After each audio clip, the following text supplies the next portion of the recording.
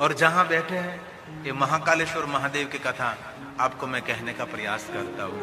और जो कोई मनुष्य महाकाल की कथा का श्रवण करते हैं, इस मानव की कभी अकाल मृत्यु नहीं होती और उनके जीवन में कोई बड़ा भयंकर रोग नहीं रहेगा, और वो मनुष्य जीवन के और जन्म के मृत्यु के संसार से भय से मुक्त हो जाएगा।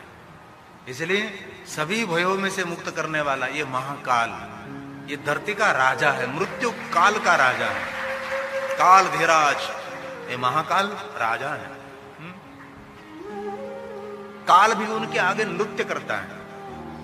और काल की गणना यहां से शुरू हुई, विक्रमादित्य को याद करें। समय की गिनती यहां से, विक्रम संवत यहां से प्रारंभ हुआ है। और माता हरसिद्धि की अद्भुत महिमा है।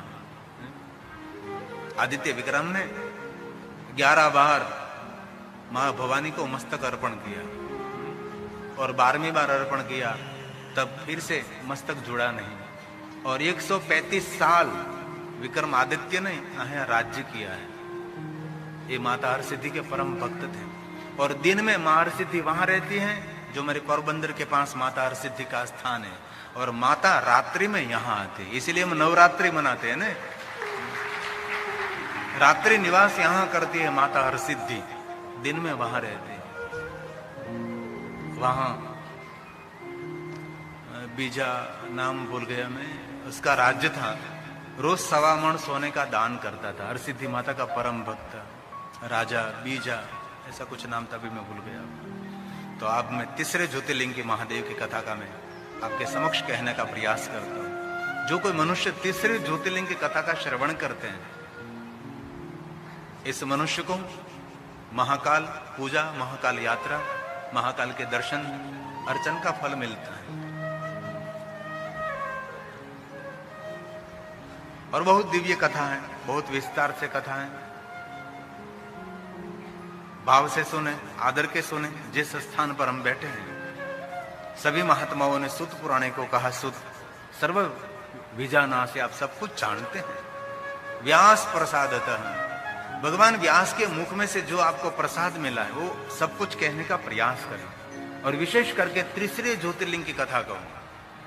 ये प्रयाग तीर्थ में सभी महात्मा ने कहा है, धर्म क्षेत्र महाक्षेत्र गंगा कालिंदी संगमे प्रयागे परम पुण्य ब्रह्मलोकस्य वर्तमने। ब्रह्मलोक के मार्ग स्वरूप प्रयाग तीर्थ है, वहां सभी महात्माओं ने कहा है। सूत जी तीसरे ज्योतिर्लिंग सुनाओ। सूत सर्व विजानासि, विजानासि मतलब जानने वाला। वस्तु व्यास प्रसादतः ज्योतिषां च कथां श्रुत्वा तृतीयं नैव प्रजायते, तृतीयं नैव प्रजायते। सुत पुराण ने कहा, महात्माओं आपकी जिज्ञासा देखकर मैं प्रसन्न हूं। आप जैसे साधुओं का मुझे संग हुआ। आप सभी श्रीमंत हैं। श्रीमंत मतलब सभी महात्मा सुनने वाले धनपति नहीं थे ना। एक लंगोट थी पहनने के लिए, दूसरी लंगोट भी नहीं थी महात्माओं के पास। तो अभी सुत पुराण ने कहा आप सब श्रीमंत हैं। और श्रीमंत किसको कहा जाता है? धन संपत्ति वैभव जिनके पास है उसको श्रीमंत नहीं कहा जाता। जिनके पास श्रीपति की भक्ति हो। श्री की पति कौन? विष्णु की भक्ति जिनके पास हो उनको श्रीमंत कहा जाता है। श्री का अर्थ होता है लक्ष्मी। लक्ष्मी के पति की भक्ति जिनको मिली है उनको श्रीमंत कहा जाता है। और हम धनपति को श्रीमंत कहते हैं, ऐसी बात नहीं होती। जिनके जीवन में संस्कार है, सत्संग है, उनको श्रीमंत कहा जाता है। इसीलिए शुद्ध पुराण कहते हैं कि मैं आज धन्य हूं कि आप जैसे श्रोता मुझे कथा सुनने के लिए मिले। क्योंकि वक्ता भाग्यवान तब बनता है योग्य श्रोता मिले। और कथा की शोभा कथा सुनने वाले भाई बहन है। मैं और मधु भाई यहां पहुंच गए और ये 25 व्यक्ति और मैं अकेला, तो हम कैसा लगेगा? इसलिए कथा की दिव्यता आप सबने बढ़ाई है। इसने दूर दूर से, यहां कोई खाने के लिए नहीं आया भाई, सबके घर में खाने का मिलता है। आज कोई भूखा नहीं रहता भारत देश में, बहुत कुछ हो रहा है। इसलिए आप सब भगवान के सानिध्य में भगवान की कथा श्रवण करने के लिए आए। और हमारी कथा की शोभा, हमारा तेज श्रृंगार तो है, महादेव तो है, लेकिन बार बार कहता होगा कथा की शोभा हमारे कथा सुनने वाले श्रोता है। तो वेद प्रिय, उनके 4 संतान, देवप्रिय, प्रिय मेघा, सुकृतो, सुव्रतो, 4 संतानों के साथ पिता वेद प्रिय जी अवंती नगरी शिप्रा नदी के तट पर भगवान महादेव का पार्थेश्वर पूजन करते थे। यहाँ जो मेरे आचार्य जी रोज, आपका नाम क्या है? ध्रुव आंबलन बताओ तुम। रसिक भाई, सरनेम रावल, रसिक भाई रावल, जामनगर, रसिक भाई रावल जामनगर ने सुरवागीर, सुरवागीर ना ब्राह्मण છે। વાહ વાહ, સરસ, તાળી વડે ખૂબ આદર આપો એમને। सुरवागीर से बता, रोज पार्थेश्वर महादेव लिंग निर्माण करते हैं, रोज मुझे पूजा कराते हैं, कथा के आचार्य हमारे पंचदेव की पूजा के लिए। और एक बात सभी कथा में कहता हूं, कभी कोई पंच देवताओं की पूजा आपसे न हो सके, एक शिव की पूजा में पंचायत पूजा भी समय होती है। अलग अलग किसी की पूजा करने की आवश्यकता नहीं रहती, जो शिव को पकड़ लेता है। एक साथ हो सब साध्य हो जाता है, एक महादेव को पकड़ लीजिए सब कुछ ठीक हो जाता है। और देवताओं ने तो महादेव को वचन दिया है कि महादेव आपके चरण में जो आते हैं ना, उन पर तो हम निरंतर कृपा दृष्टि अमृत की बारिश करते रहते हैं। इसलिए शिव भक्त होना कोई छोटी बात नहीं है। शिव भक्त होना जीवन में बहुत बड़ी बात होती है भाई, इसलिए कभी अपने जीवन को छोटा ना समझे। लेकिन शिव भक्ति उसको कही जाती है जो महादेव में गुण सद्गुण है उसका धीरे धीरे अवतरण करना, उसको शिव भक्ति कही जाती है ना। शिव कैसे हैं? शांत रहते हैं। शिव कैसे हैं? मिठी वाणी बोलते हैं। शिव बोलते हैं तो अमृत भी उनके आगे फिक्का लगता है, ये शिव का प्रवचन होता है। शिव कैसे होते हैं? उदार होते हैं। शिव कैसे हैं? सरल होते हैं, उसको शिव भक्त कहा जाता है ना। शिव भक्त का लक्षण क्या है? त्रिपुंड कर लिया वो तो यूनिफॉर्म हो गया, रुद्राक्ष पहन लिया वो तो पहचान हो गई, शिव नाम वो तो शिव जी का नाम हो गया। लेकिन आप शिव भक्त कम बन सकते हैं जब शिव जैसे सद्गुण हमारे में उतरते। सरलता, नम्रता, विनम्रता, मधुर वाणी, मधुर भाषा, दूसरों पर उपकार करना, दया रखना, उदारता, ये सब शिव भक्तों के लक्षण हैं। आज मैं सुबह में बैठा था महादेव के सामने, महाकाल के सामने, तो मैंने बहुत कुछ देखा, बहुत कुछ मैंने एहसास किया। एक तमाशा के लिए लोग आते हैं, बस मैंने भस्म आरती की ऐसा दिखावा करने के लिए बहुत सारे लोग, मैंने बहुत कुछ अनुभव किया, क्योंकि हम तो निरंतर देखते रहते हैं, मेरी आंख देखती रहती है कि जगह के लिए झगड़ते हैं, बोलते रहते हैं। एक सिक्योरिटी वाला होगा तो मुझे कहना पड़ेगा उस बहन को कहो मौन रहे, बड़बड़ बड़बड़ बड़बड़ बड़बड़ कर रही है। वो ब्राह्मण कहते हैं कि यहाँ मौन होकर बैठो, मौन होकर बैठे, तो भी बड़बड़ाहट बड़बड़ाहट बड़बड़ाहट। बस एक समाज में बड़ाई करने के लिए कि मैंने भस्म आरती को देखा है। एक बात कहूं, जहां तक हम पात्र नहीं बनेंगे ना, वहां तक भगवान हमारा पात्र अमृत से कभी नहीं भरेगा। जब हम पात्र बन जाएंगे तो भगवान को कहना भी नहीं पड़ेगा, आपका पात्र अमृत से भर जाएगा। पात्र बनना आवश्यक है। और ज्यादातर लोग लोभ, लालच और अपेक्षा और मनोकामना पूर्ण करने के लोग भटकते हैं यार।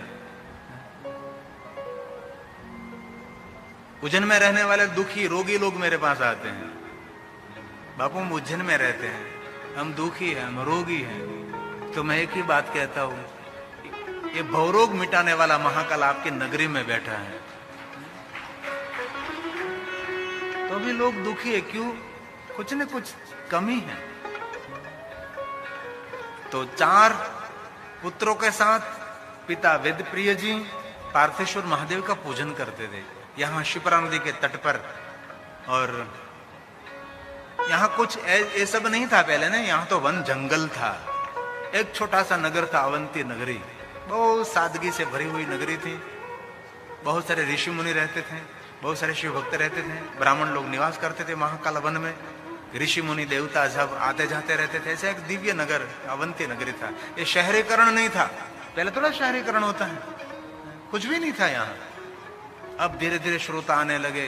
अरे मैं पहले महाकालेश्वर महादेव आता था तो महाकालेश्वर महादेव 5 तक में गाड़ी लेकर जाता था और प्रेम से महाकालेश्वर महादेव, नहीं कोई सिक्योरिटी थे, मनोजपुरी को पता होगा, कोई सिक्योरिटी नहीं, पहले कुछ भी नहीं था ना, सीधा हम जा सकते हैं। स्वामी जाना है बेटा, कोई बात नहीं।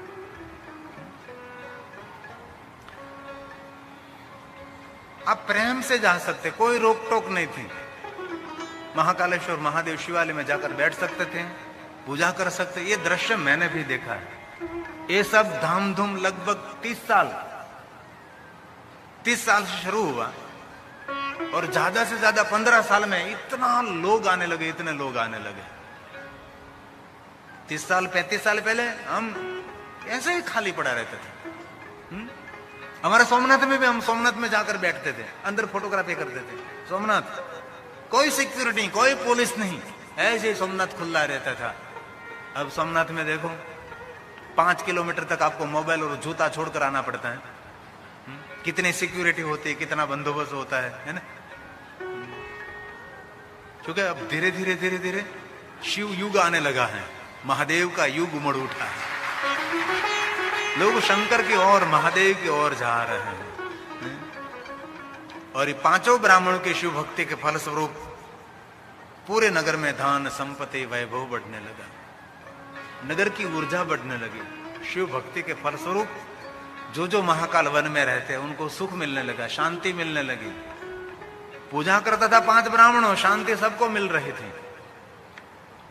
भक्ति करते थे 5 ब्राह्मण, पार्थेश्वर महादेव की पूजा के फलस्वरूप पूरे नगर में सबको सुख शांति समृद्धि मिलने लगी। धीरे धीरे नगर की जाहो जलाल, धन संपत्ति वैभव बढ़ने लगा। अवंती नगरी की शोभा ऊर्जा बढ़ने लगी। ये 5 ब्राह्मणों के शिव भक्ति के कारण। वेद प्रिय, उसका पुत्र देव प्रिय, प्रिय मेघा, सुकृतो और सुव्रतो, ये 4 संतानों के साथ पिताजी निरंतर महादेव की पूजा, भगवान महादेव के पार्थेश्वर पूजन का अनुष्ठान करते थे। अवंती नगरी से दूर एक महाअसुर रत्नमाला पर्वत पर रहता था, दूषण नाम का असुर। दूषण असुर को मालूम हुआ कि अवंती नगरी में धन संपत्ति वैभव बढ़ रहा है और असुरी वृत्ति का था, राक्षस था, मानव भक्षक था और सुना कि अवंती नगरी में बहुत कुछ धन वैभव है। तो दूषण नाम के असुर ने नगर पर आक्रमण किया, पूरे नगर को घेर लिया और सबको लूटने लगे। अगणित असुरों के साथ दूषण नाम का असुर आया था, खरदूषण का भाई होगा, आक्रमण किया और पूरे नगर में लोग परेशान हो गए। जो सज्जन थे सब वेद प्रिय के पास पहुंच गए। इसे का श्लोक में कहा न, सज्जना नाम मुक्ति प्रदाना, सज्जना नाम महाकाल मृत्यु, सज्जना नाम परिरक्षणार्थ। किसके रक्षण के लिए? सज्जनों के रक्षण के लिए भगवान यहां पधारे। असुरों को मारने के लिए नहीं, असुरों को तो भ्रुकुटी मात्र से भस्म कर देते शंकर जी, है ना। ये भस्म क्यों लगाते हैं? पाप को भस्म कर देते हैं, इसलिए भस्म लगाते हैं। कोई मानस भस्म लगावे इसी समय पाप से मुक्त हो जाता है, पाप उसके भस्म हो जाते हैं। सभी सज्जन जो थे सब पहुंच गए 5 ब्राह्मणों के पास, हमारी रक्षा करो रक्षा करो। ब्राह्मणों ने पूछा क्या हुआ? दूषण नाम का भयंकर असुर नगर पर आक्रमण करके सबको लूट रहा और बहुत सारे मनुष्यों को खा रहा, हमारी रक्षा करो। तब 5 ब्राह्मणों ने कहा, नगरजनों आप यहाँ पार्थेश्वर महादेव के आसपास बैठ जाइए। सभी पार्थेश्वर महादेव के आसपास बैठने लगे। 5 ब्राह्मणों सबको आश्वासन दे रहे हैं, शांत रहो शांत रहो, भगवान के आगे बैठ जाइए, शांत रहो, भगवान रक्षा करेंगे, हमारे रक्षक महादेव है, हमारे रक्षक महादेव हैं।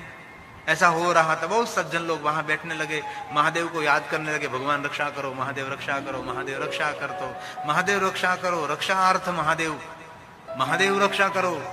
इसी समय में दूषण नाम का असुर वहां पहुंच गया पांचों ब्राह्मणों को देख लिया, उस पांचों ब्राह्मणों को पकड़ लिया उसने और पांचों ब्राह्मणों को खाने का प्रयास किया। भक्षण पापियों का नहीं होता, भक्षण पवित्र लोगों का ही होता है। दुनिया में बदनामी किसको मिलती है?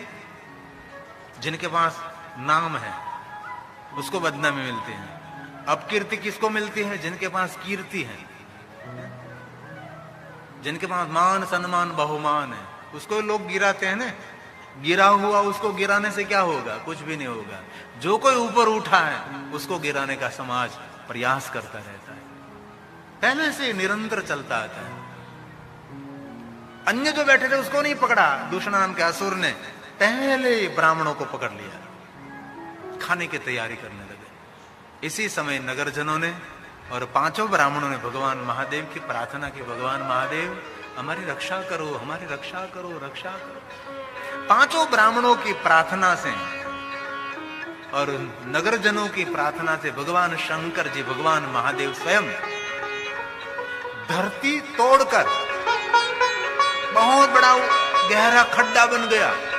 अब देखो, महाकाल धरती ऊपर नहीं है, महाकाल भूगर्भ में है।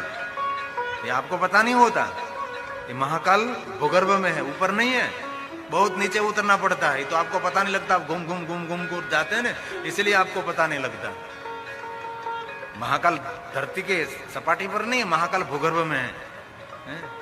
बहुत बड़ा खड्डा प्रकट हुआ, बहुत बड़ा गहरा, और भूमि तोड़कर, जमीन को तोड़कर, जमीन को फाड़कर भगवान महादेव अग्नि ज्वाला के साथ प्रकट हुआ है।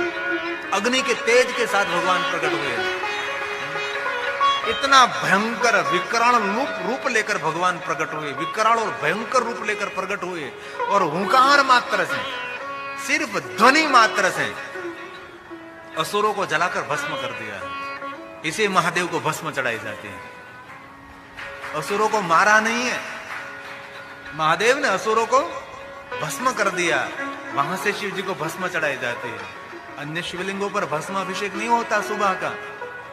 महादेव को, महाकाल को भस्म प्रातःकाल इसीलिए चढ़ाई जाती है कि भगवान शंकर ने अपनी ध्वनि मात्र से, आवाज मात्र से असुरों को भस्म कर दिया था, और इसीलिए महादेव की पूजा भस्म से होती है। और जो कोई महाकाल का दर्शन करते हैं उनके पाप, और भस्म आरती का दर्शन करने से जन्म जन्मांतर के पाप भी उनके भस्म हो जाते हैं। यह है महाकाल की महिमा। भगवान शंकर जी प्रकट हुए, ब्रह्मा पधारे, विष्णु पधारे, देवलोक से देवता पधारे। पांचों ब्राह्मणों ने भगवान महादेव को देखा। देवताओं ने आकाश में से पुष्प की वृष्टि की। शंकर भगवान प्रकट हुए तो दुदुम्बी नगारे बजाए। देवताओं ने फूलों की बारिश की। ब्रह्मा और हरि वहां प्रकट हो गए। इस भूमि पर ब्रह्मा और हरि साथ में प्रकट हुए, शंकर की उपस्थिति है, और दुदुम्बी नगारे बजने लगे।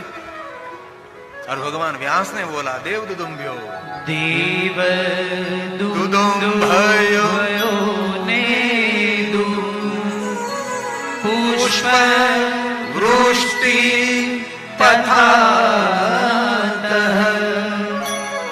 देवा समायुः सर्वे हरि ब्रह्मा दयास्तथा हरि ब्रह्मा दयास्तथा। हरि और ब्रह्मा, अन्य देवता वहां उपस्थित हो गए। शिप्रा नदी के तट पर अवंती नगरी में भगवान शंकर जी प्रकट हुए।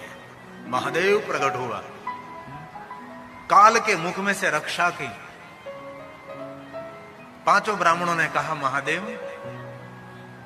काल ग्रस्त कर रहा था, हमारी आयु पूर्ण नहीं हुई थी, लेकिन अकाल मृत्यु हमारी हो रही थी, और अकाल मृत्यु में से आपने हमारी रक्षा की। और आज पता लगा कि काल की मुख में से रक्षा करने वाला कोई नहीं, महादेव तू है।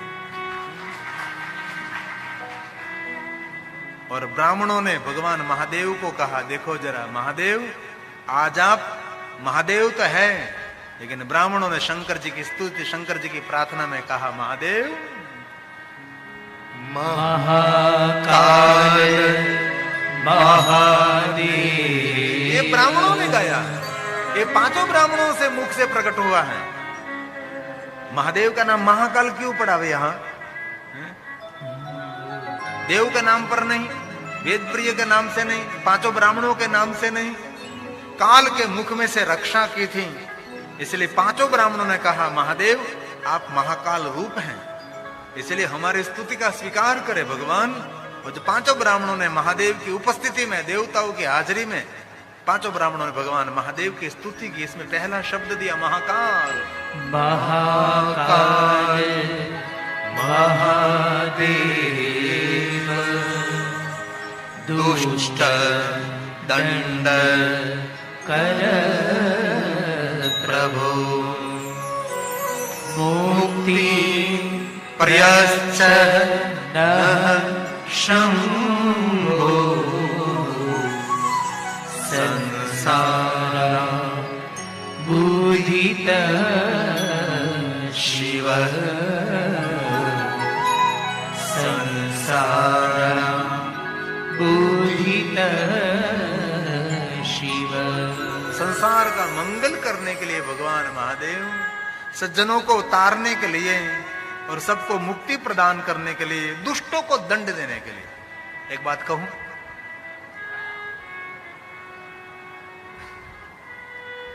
कोई मनुष्य महाकाल का दर्शन करते हैं ना, उतरे उनके जो शत्रु हैं उसको दंड आपको नहीं देना पड़ेगा, ये महाकाल उसको दंड देने के लिए पहुंच जाते हैं। बिना कारण आपके साथ कोई शत्रुता कर रहा है, बिना कारण। बहुत लोग होते हैं कोई कारण नहीं होता तो अभी शत्रुता करते हैं, कोई कारण नहीं होता, उनके साथ हमारा कोई लेना देना नहीं है, तो भी गले पड़ जाते हैं। कभी कभी होता है ना ऐसा, जीवन में कभी कभी होता है, गले पड़ जाते हैं लोग, सामने से शत्रु आ जाता है।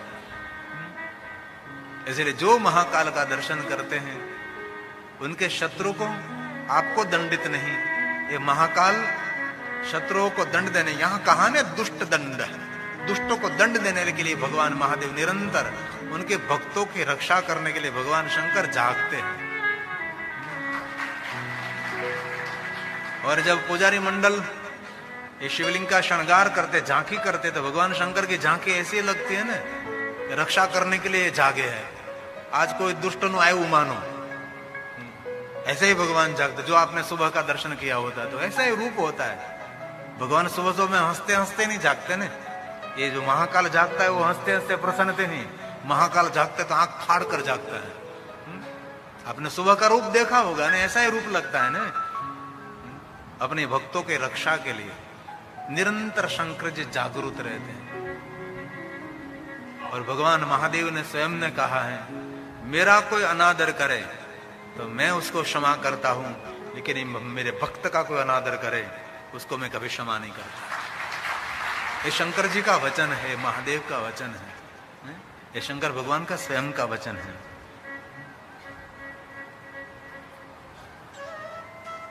इसलिए शिव पुराण में कहा, दुष्टों को दंड देने के लिए महाकाल रूप में, संसार की रक्षा करने के लिए, भक्तों के हित के लिए भगवान शंकर जी महाकाल स्वरूप में यहां प्रकट हुए हैं।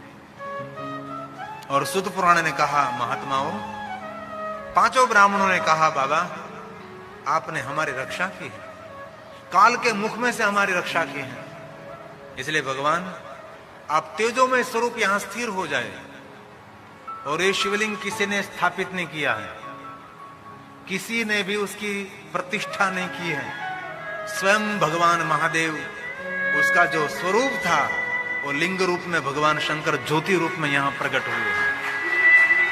यह महाकाल। और यहां जितने शिवलिंग है वहां भगवान शंकर प्रकट हुए हैं, और स्वयं भगवान महादेव लिंग रूप में वहां प्रकट हो जाते हैं। कोई ब्राह्मणों के द्वारा, कोई साधु संत महापुरुषों के द्वारा लिंग कहीं से लाया गया और स्थापित किया गया, ऐसा कुछ भी नहीं है। और ऐसे बहुत शिवलिंग मैं आपको दिखा सकता हूं जो कल्प प्राचीन लिंग है, किसी ने स्थापित नहीं किया, किसी ने वहां बहुत सारे ऐसे शिवलिंग मैंने देखा है कि पाताल में खोदते खोदते कितने अंदर जाओ, लेकिन उन पत्थर का कोई अंत नहीं है, इतने अगणित पाताल तक शिवलिंग है। ऐसे अगणित शिवलिंगों को हमने देखा है। ये धरती पर ऐसे भगवान महादेव विराजते हैं। पांचों ब्राह्मणों की प्रार्थना से भगवान शंकर ने अपना तेजोमय स्वरूप शिप्रा नदी के तट पर अवंती नगर में स्थिर कर दिया और सुंदर एक दिव्य शिवलिंग प्रकट हुआ। और ये दिव्य शिवलिंग का नाम है, सूत पुराण ने कहा, महाकालेश्वरो। महाकालेश्वरो नाम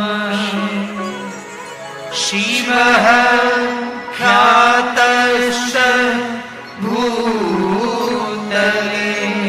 पूरे भूतल पर, पूरे भुवन में महाकालेश्वर नाम ख्यात हुआ है। और ये महाकालेश्वर की ख्याति सिर्फ पृथ्वी पर नहीं है, पूरे भूमंडल में उनकी ख्याति, पूरे भूमंडल में। ये सूत पुराण ने कहा, महाकालेश्वर नाम। महाकालेश्वरो नाम शिवः ख्यातश्च भूतले तं दृष्ट्वा न भवेत् स्वप्ने किञ्चित् दुःखमपि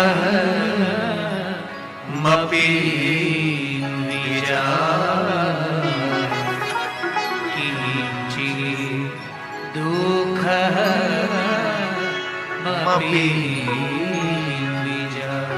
ये वचन दिया है, जो कोई मनुष्य तम दृष्टवा, जो कोई महाकालेश्वर महादेव का दर्शन करते हैं, उस मनुष्य को सपने में भी दुख नहीं रहेगा।